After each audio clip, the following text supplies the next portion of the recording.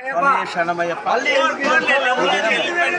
నూతనంగా నిర్మించిన అయ్యప్ప స్వామి దేవాలయం నందు స్వామి యొక్క జన్మదినమైన విగ్రహ కోత కార్యక్రమం తీసుకున్న సమయంలో ఈరోజు ఆ స్వామి యొక్క జన్మదినం ఇక్కడ ఆ జన్మదినం పురస్కరించుకొని ఈ దినము దేవాలయం నందు ఉదయం 5 గంటలకి గణపతి హోమము అనంతరం కన్యస్వాములచే లక్షాక్షర పూజ ఘనంగా నిర్వహించబడింది.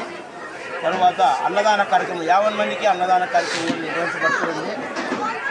రేపు సాయంకాలం 4 గంటలకి స్వామి యొక్క ఉత్సవ విగ్రహాన్ని రథోత్సవ కార్యక్రమంగా పురవీధుల గుండా చేర్చుకొని ఇక్కడికి తీసుకొని చేర్చడం జరుగుతుంది. దీనికి దీపం పట్టే బాలికలు దాదాపు 1000 మంది వస్తారని ఒక అంచనా ఉంది.